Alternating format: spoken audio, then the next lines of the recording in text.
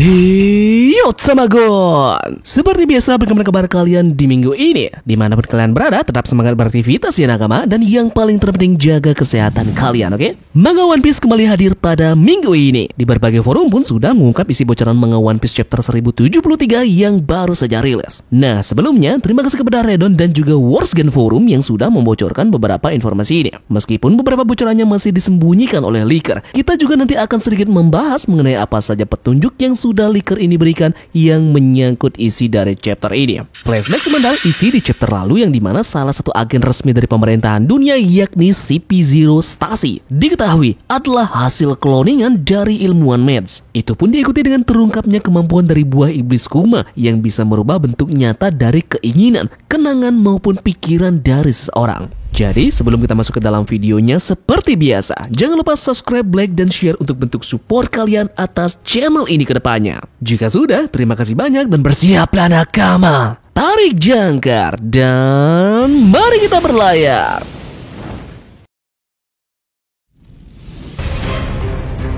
Chapter One Piece 1073 kita kali ini diberi judul Miss Buckingham Stasi. Pada chapter kita kali ini tentunya mendapatkan sampul cover yang terhubung ke chapter sebelumnya. Masih mengisahkan tentang perjalanan dari organisasi Meds. Dan kali ini ada pada volume 27. Di sampulnya, Vegapunk terlihat menciptakan penemuan yang menenangkan seperti tank yang menembakkan bunga. Sementara itu, Caesar, Judge, dan juga Queen memandangnya dengan jijik.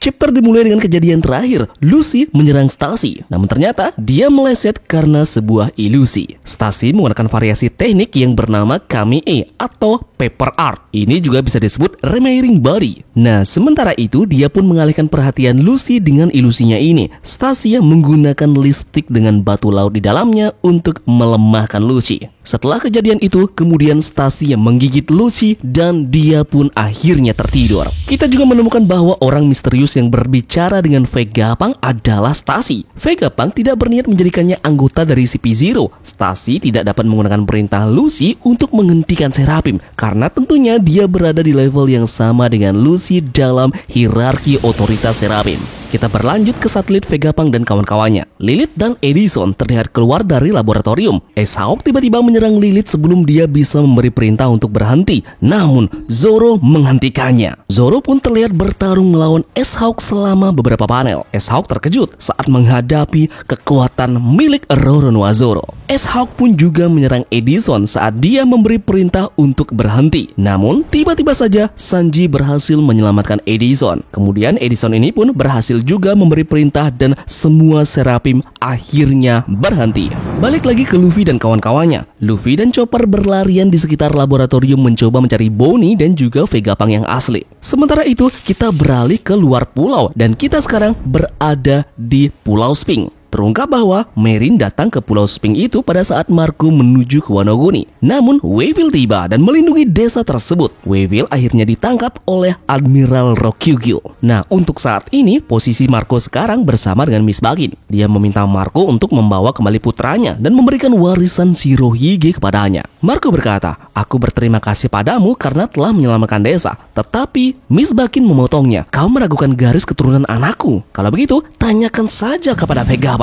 Kemudian panel pun terpotong dan sekarang kita beralih ke laut perairan di New World. Tepatnya ke kapal dari Kizaru. Kizaru terlihat membawakan makanan ringan dan minuman untuk seseorang lelaki tua di kapal. Sebelum itu, Marin menguji makanan tersebut untuk mengetahui apakah makanan tersebut beracun. Kizaru pun berbicara dengan pria tua itu. "Apakah kau pernah bertemu dengan Vegapunk?" Pak tua itu menjawab, "Yeps, hanya sekali saja." Kemudian, gilanya, lelaki tua itu adalah salah satu anggota khusus Gorosei. Pak tua itu memiliki bekas luka di sisi kiri wajahnya dan rambutnya gimbal abu-abu. Namanya adalah Saint Jagersia Saturn. Dia berkata, "Aku menyesal telah menjadi seperti ini." Dan informasi penting lainnya, di minggu depan chapter akan libur. Ada banyak sekali hal menarik yang terungkap di chapter 1073 ini. Jadi kali ini Tambakan akan sedikit saja membahas mengenai beberapa bocoran yang sudah terungkap untuk pagi ini. Dimulai dari terungkapnya bahwa sekutu misterius yang ditelepon oleh Vegapunk tersebut adalah Stacy. Yaps, sesuai dengan teori kita kemarin, bahwa memang benar dikatakan jika sekutu misterius tersebut pergi ke pihak mereka akan dipaksa untuk kehilangan lokasi mereka saat ini. Nah, oleh karena itu, jika Stacy membantu Vegapunk untuk meninggalkan pulau tersebut, maka dapat disimpulkan Stacy akan ketahuan dan akan menjadi musuh dari World Government. Poin penting juga yakni setelah panggilan dari Vegapunk beserta dengan sekutu misterius tersebut, satelit Vegapunk pun yang lainnya berbicara tentang CP0. Yaps, maka memang hanya ada satu nama yang mengacu pada sekutu tersebut, yakni Miss Buckingham Stacy.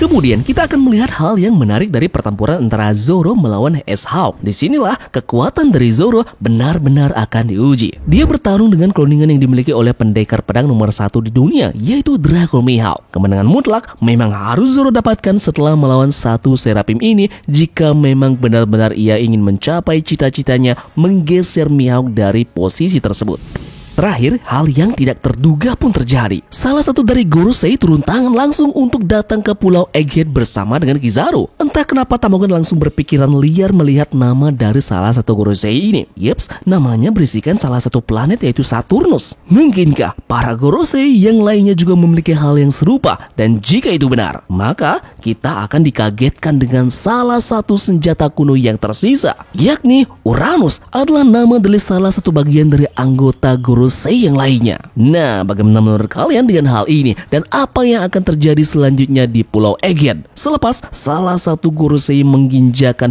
kakinya di pulau tersebut? Tulis pendapat paling liar kalian di kolom komentar ya. Untuk mengalau kualitinya kemungkinan diprediksi akan turun di siang ini ya. Jadi sebentar lagi kita bisa melihat bagaimana gambaran dari pertarungan lanjutan Zoro yang akan segera melawan salah satu Seraphim yakni S-Hawk. Kita pun juga akan segera melihat raut wajah dari salah satu Gorosei yakni Saturnus. Untuk kalian yang ingin melihat komik low kualitinya secara cepat, bisa langsung follow akun Instagram Tamagon ya.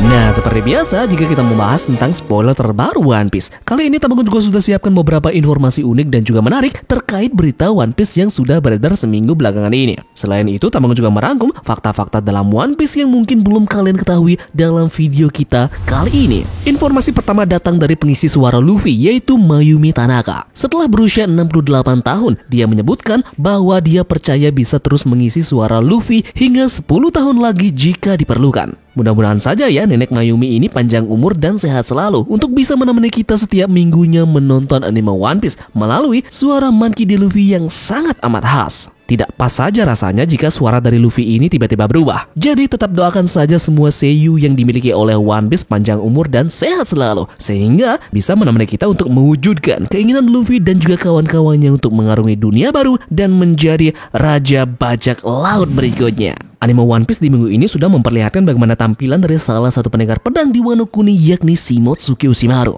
Yeps, dilihat dari penampilan beserta dengan gaya pedang dan juga sifatnya, dia sangat mirip dengan Roronoa Zoro. Namun pada salah satu SBS menyebut bahwa terkonfirmasi Shimotsuki Ushimaru ini bukanlah ayah dari Zoro. Itu langsung dikatakan oleh Eiichiro Oda. Lalu jika bukan ayahnya, mengapa wajah dan hal-hal lainnya sangat mirip dengan Roronoa Zoro? Apakah ini ada semacam hal yang berhubungan dengan teknologi cloning dari Vegapunk? Ataukah jangan-jangan ada unsur dari semacam kutukan pedang yang mereka dapatkan setelah mereka menggunakan suatu perang? Menarik untuk membahas ini ya. Jadi Tamagon akan nanti bahas dalam video kita selanjutnya. Pastikan kalian bunyikan lonceng notifikasinya.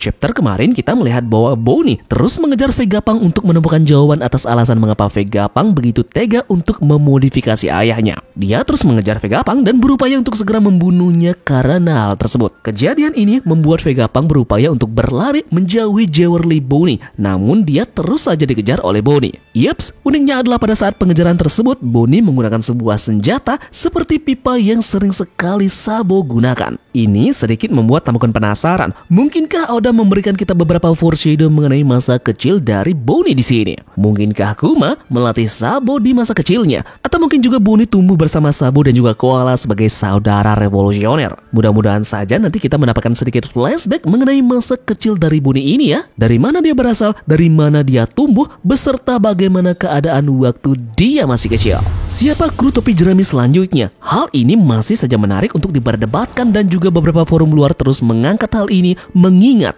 kemungkinan ada satu slot lagi yang tersisa untuk satu orang kru. Kita sudah memupus harapan kita kepada Yamato dan juga Carrot yang kemungkinan besar mereka tidak akan bergabung dalam Thousand Sunny. Sekarang di dalam arc Egghead ini, nama yang paling keras muncul adalah Jewelry Bonnie yang akan masuk ke dalam kru dari Luffy. Namun tentunya ini masih sebatas asumsi ya, dan Tamagon punya sesuatu yang unik dengan alasan yang cukup relevan. Bisa saja salah satu supernova ini yang akan bergabung ke kru.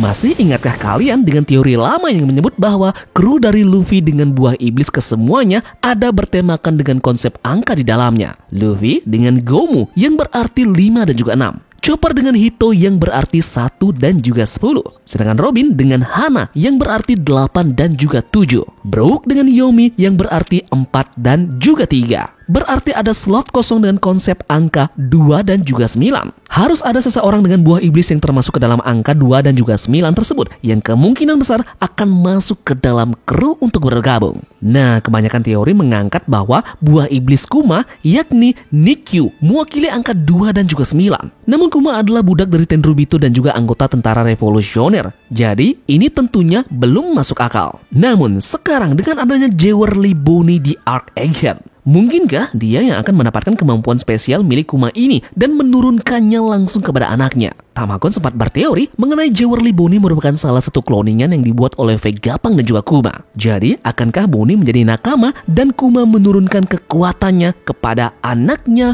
Bonnie? Yeps, mungkin itu saja yang bisa Tamagon sampaikan terkait dengan bocoran manga One Piece chapter 1073. Ada juga beberapa informasi penting dan juga menarik dari One Piece seminggu belakangan ini. Terima kasih ya dari kalian yang sudah menonton video ini. Dan Tamagon ingatkan sekali lagi, di minggu depan chapter One Piece akan rilis seperti biasa. Sekian dari Tamagon dan turunkan jangkar. Mari kita berlabuh.